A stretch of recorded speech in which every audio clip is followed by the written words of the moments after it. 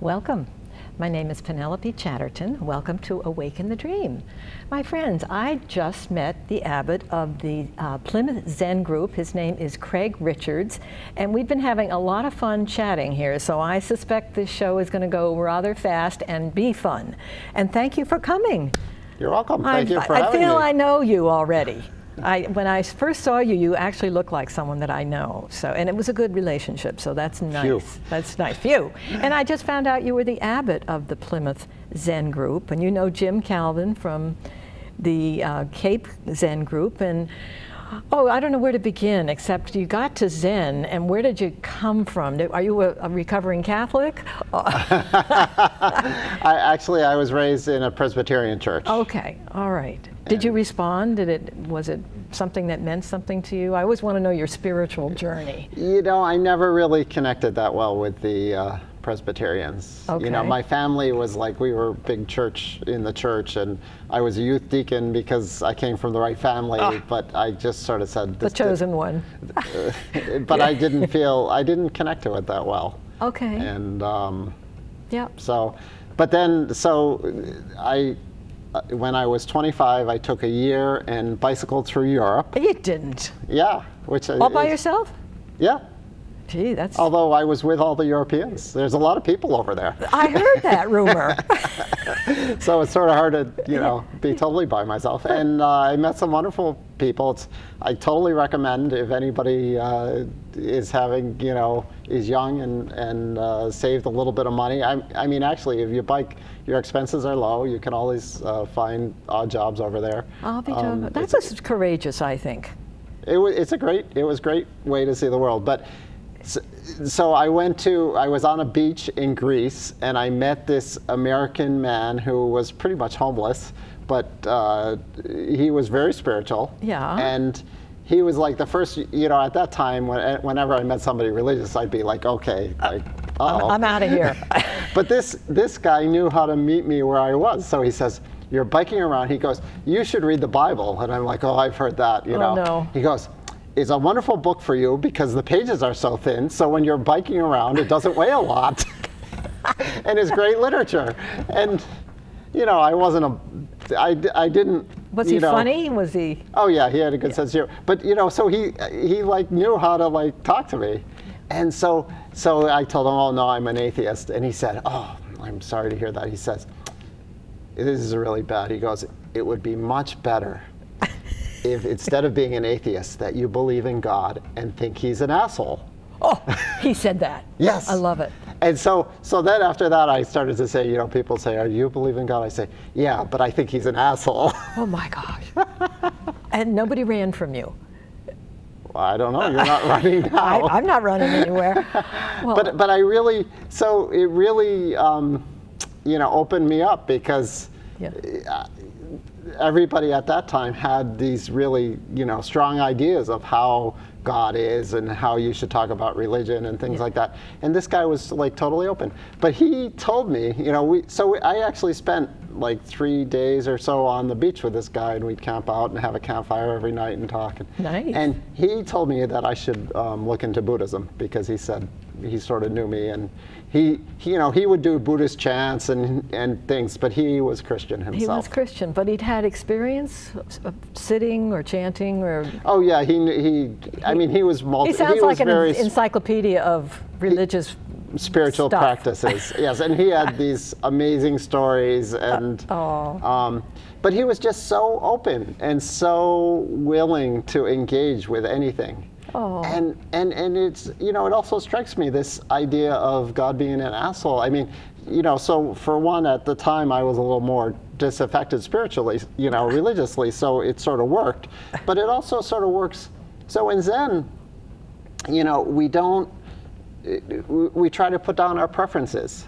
So if you only think of God as being good and all the, on one side, you're sort of like shutting out half of your life. Ah.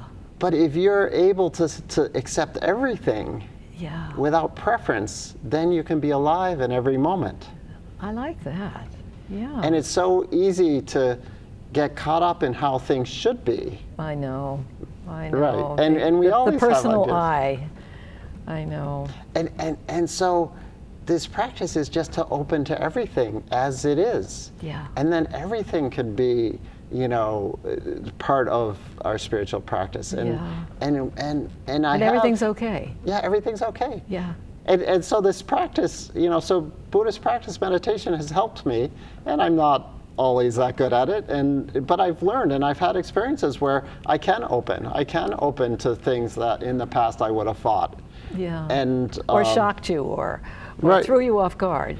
But you were able to sit with it and realize whatever it is, it's okay.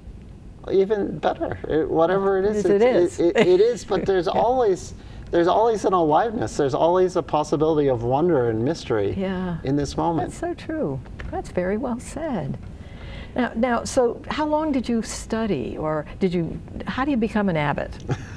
I like that. You can either be named an abbot, or you can start your own group, and then more than likely you'll become the abbot. But it's important, I think. For me, it's important to have a strong practice. Yeah. And so one of the things that really helped prepare me to lead a group was I took some clinical pastoral education, or interfaith chaplaincy. You did? Yeah, so I was going into prisons and hospitals and ministering to people. Oh, nice. And it was really, so this was a wonderful experience, because, you know, I was this wonderful Zen teacher, and then I'm going in and ministering to, like, a lot of people are Christians, as you might imagine. Yeah. And so they would want to be prayed for. Oh. And so it was a really wonderful lesson, because, you know, I had an idea of I'm going to do this right, and I'm a Buddhist, and you know. So let's chant. But the chanting often, you know, wasn't meeting the person where they were, and it wasn't. Did you learn to pray? Yes. Yeah. Perfect. You met the need. Yeah, I learned to pray. I mean, I'm not always that good at it, but I realized what a wonderful gift praying is, because if I, you know, so for a Christian, a lot of times I would represent God in the room. Yeah. And so I would be there to really witness and to listen and to really hear the person at a really deep level. And then if I could lift their concerns to God and really make them feel heard, that's very healing. Boy, there's an art. Yeah. That's a wonderful art. It is an art, and I'm still learning that. Yeah. And then I sort of realized at some level, you know, this practice is for me to, like, hear deeply myself. Yeah. Because how many times do I just ignore what's going on for me? Yeah. And so that, you know, is a challenge. Yeah. Of It is how a to challenge. really be present in my life. Yeah. And then at that level, you know, there is no me and other. It's all just being present to this moment. Yeah. And they're all perfect, and they're beautiful. And that's very sweet. So your practice is you work with your group, and then you work on your own, and you're just aware. Right. Well, a lot of it's meditation. So, if you don't mind, I'd like to just talk a little bit about meditation. This is your show. Okay. This is your life. You could get a refrigerator from this. So talking, you know, can be wonderful, but in Zen, all of that talking is just, you know, gibberish. Yeah. And so really the important thing is to learn the truth for ourselves. Because, you know, my truth or your truth, it could be helpful to other people. But if we can get in touch with that, you know, everybody can get in touch with that themselves. Yeah. That's really the wonder. That's really the important thing. That's where we're, and so whatever spiritual practice you can do, I totally encourage it. Whether it's prayer, whether it's meditation, whether it's singing. I mean, there's this wonderful story of jogging. Of this woman knitting at a Ram Dass thing. I jog. Right, or jogging. And so Ram Dass sees this woman knitting, and she's like there, you know, all the time, you know, and she's like totally with him, and he totally like understands that. So in Zen we sort of, so I think that the important thing about meditation, so one way to describe it is resting in our experience of the present.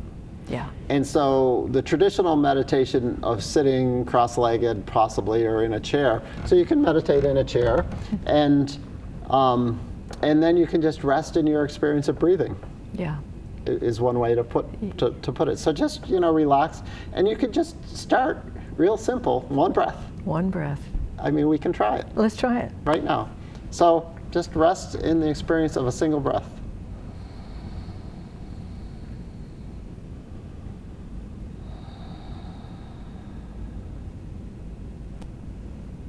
Simple. And then that makes it so easy, because instead of like having to go on retreat and go off to the mountains and, separate yourself from your life and be something special, we could just be right here. So if you're sitting in traffic, if you're, talking on the phone with your mom, whether that's good or bad, you can be present. If you're in line at the grocery store at the holidays and it's a huge line and there's a little kid screaming in front of you, or if it's your little kid screaming in front of you, you can just do that. You can just come back to this breath. Yeah. And then whatever it is that's happening, how can we meet that? Yeah. And that's what chaplaincy for me really helped me, was how to really be present to the whole range. Yeah. And really point out where I was fighting, and where I was like not willing to meet the moment. Yeah. Because when you're in a hospital room or you're in a prison, it can become pretty clear, and it's pretty natural to be in a hospital room and say, I don't really want to be here, but I made this intention to be there to help people. Yeah. And then it was like, well, I really have to show up. And you did. I learned to. I'm sure I didn't always, but it was a rich experience. What you just said, we're both doing the same thing with a different vocabulary, and I really like that. It's that remembering and the pause and resting. It's perfect. You're an inspiration. Thank you. So, I think that the key, though, is that we all have to learn how to be inspirations to ourselves, because we all have that. I mean, you have that. Yes. And we all get that inside somewhere. Yeah. And like you say, the vocabulary isn't so important. If we talk about God, if we talk about Buddha, nature, whatever, it's not to be attached to this way of describing our lives. Yeah. It's to be attached to living. Yeah. And being able to be here and to accept. So there's this wonderful phrase of this teacher in the Korean Zen tradition: accept the anxieties and difficulties of this life. Yeah. Yeah. And so when we can accept, the anxieties and difficulties, then we could also accept the joys. Yeah. And the love and all of it. And that acceptance for me dissipates the anxiety. It just sort of dissolves it somehow. When you face it and you think, oh, you're wrestling with something, and then you go into that moment, and all of a sudden it's gone. It's very sweet. Right. And I think we all have to come back to experiences of our own where we're able to do that. So one of the teachings of Buddhism is called the 3 marks of existence. Okay. And so one of the marks is traditionally stated as something along the lines of, we all suffer, or there's suffering in our lives. Yeah. But I've also heard it stated, you'll never get your emotional needs met. Wow. It's like, wait a minute. Gee, how interesting. But what I've learned, and when I first heard this, I had that total reaction like, what? What am I doing this practice if I'll never get my needs met? I thought there would be no suffering. Like, what's the point of enlightenment? But now I'm starting to realize, when I can totally embrace that, when I can realize, yes, I'll never get my emotional needs met, all of a sudden, I'm not looking to other people to meet these emotional needs, which are endless. And I'm not, it's like, it's okay to have a bad day. Yes, it is. And I don't have to fight my life as much, because, it's okay that I'm messed up. It's okay that I have these problems from my childhood that I haven't resolved and possibly will never resolve. And like you were saying, then all these anxieties and problems, it's like, it's okay. It just totally changes the relationship. Yeah. Oh, that inner judge, which that brings up all that stress, is, And then we have to face that and realize we have everything and we can fix it by just going within. Or it's already fixed. It's already fixed. Everything is fine. I like that. Oh man, this is very nice. Right. By the way, tell our friends who may not know where to find you in Plymouth, where do you hang out, and what's your schedule looking like? So, because one of the things I want them to know is where to find you. Sure. So we meet every Wednesday night at 7 o'clock. Currently we're meeting at 26 North Street. We're very fortunate. We have a lovely room that was actually added onto a house as a music room. Our landlord's a musician. He plays the viola in a quartet. Yeah, great. And so he built this wonderful music room, and we get to sit in it and practice. So every Wednesday night at 7 we meet. We do a check-in. So we sort of, practice this listening, because with a lot of people you're listening a lot more than you're talking. Yeah. And then we do some chants, which chanting is a wonderful practice, a little like singing. Yeah. And I actually heard somebody talking about chanting as a compassion practice. Oh. And it totally makes sense, because if you chant or sing, you have to tune in to each other. Wow, that is so true. That vibration. Yeah. You're sharing it. You're sharing it. Right, and that's what compassion is tuning in. Yeah. And so we do a few chants, and then we do an hour. Most weeks we do an hour of sitting meditation. That includes 10 minutes of walking meditation. Yeah. And then at the end there's a little reading, and sometimes if there's a little time, we'll do a little talk or just a little commentary on the reading. Yeah. And then we close with some more chanting. We specifically do some compassion chanting, and then we also dedicate that so that if anybody needs compassion that we know, we invite them to be named and chanted for. Oh, nice. That's lovely. That is beautiful. And then 1 month, usually the first week of the month, and actually coming up this Wednesday, December 10th, we're going to have a Dharma talk, and this week we're going to have a teacher from Providence who's going to come and give a talk, and that should be a great. So you're connected to Providence. Yes. Yeah.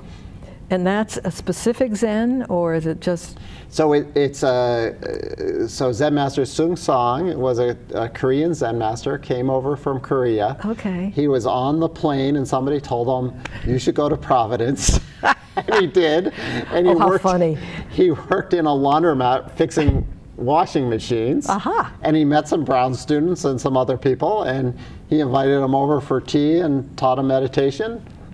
And there it started. And that was the beginning of the Providence Zen Center. I'll be doggone. And then he would accept invitations to teach at different places, and he would go travel all over the world. Yeah. And so there's Zen centers that he started all over the world, and now it's called the Kwan School of Zen. Yeah. And so Plymouth Zen Group is actually, officially, we're part of the Cape Cod Zen Center. That's right. So we're affiliated, so Jim Calvin is the abbot of the Cape Cod, so we're affiliated with them. Yeah. And then the Cape Cod Zen Center is part of the Kwan School, and Providence is the head temple. Yeah. For that. Now, all this schedule is on your website if anybody really wants to find the particulars. They can look at PlymouthZenGroup.com.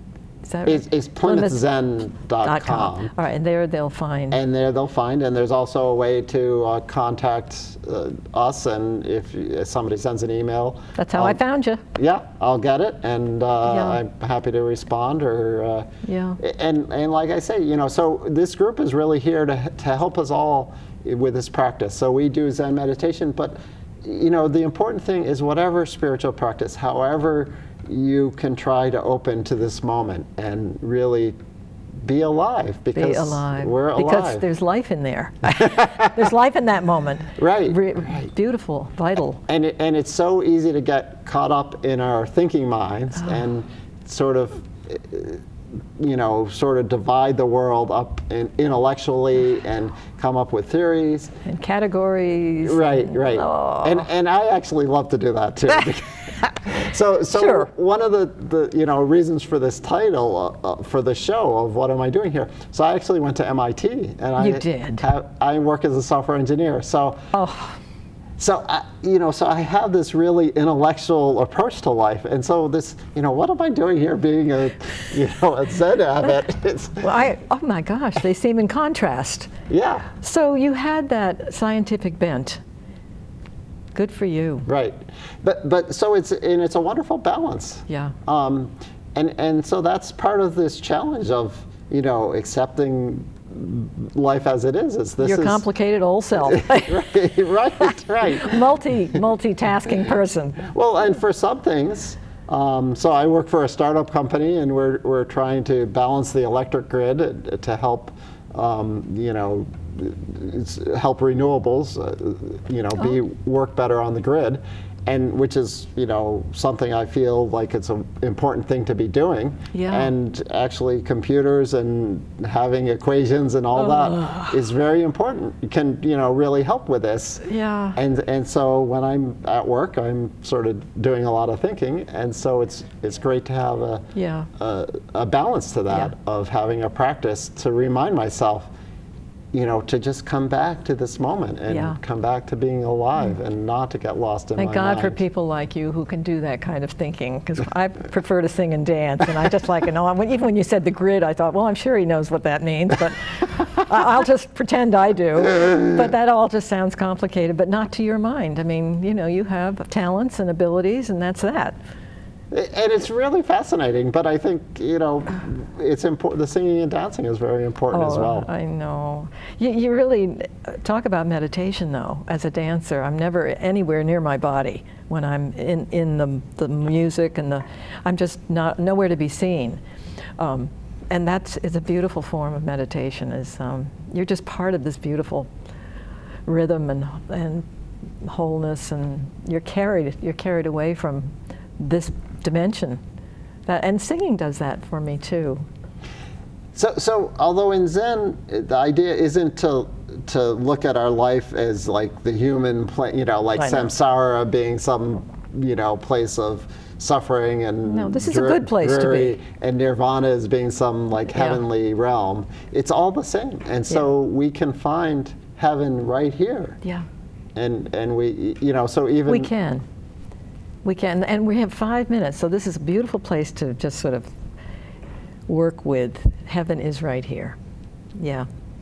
We just have to go for it. We have to relax in it.